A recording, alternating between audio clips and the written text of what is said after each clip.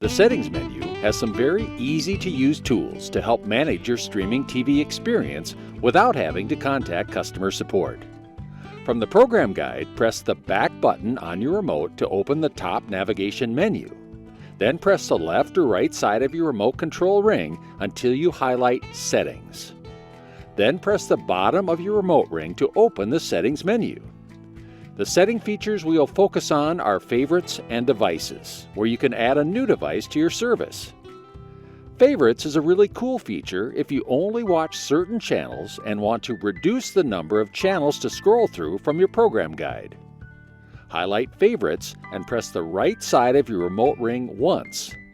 And then by pressing on the top or bottom of your remote ring, you can scroll through the channels list. And when you come across a channel that you like to watch, just press the center of your remote ring to mark it as a favorite. Continue adding your favorites, and when you are finished, press the right side of your remote ring once. Then press the center of your remote ring to Show Only Favorite Channels and Guide, and the blue button will display Yes. Now you will only see your selected favorites in the on-screen program guide. Should you decide later that you want all of your channels to display, you can highlight the Show Only Favorite Channels button and press the center of your remote ring to turn off this feature. The other important tool in the Settings menu is Account, where you will be able to see how much recording time you have left by looking at free disk space. There is also a Devices tab, and when highlighted, you can see a list of devices that are currently authorized to access your streaming TV service.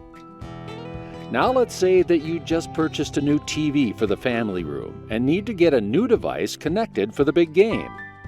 After the device is connected to the TV, follow the instructions we originally gave you for adding your streaming TV app to Apple TV devices. Once the installation is complete, when you open the streaming TV app for the first time, you will be asked for a login and passphrase. To generate these two numbers, go to an existing and currently activated device in your home and highlight Add Device from the Settings menu. This will display a login and passphrase that you can use. From your new device, enter the 6-digit login and then the 8-digit passphrase.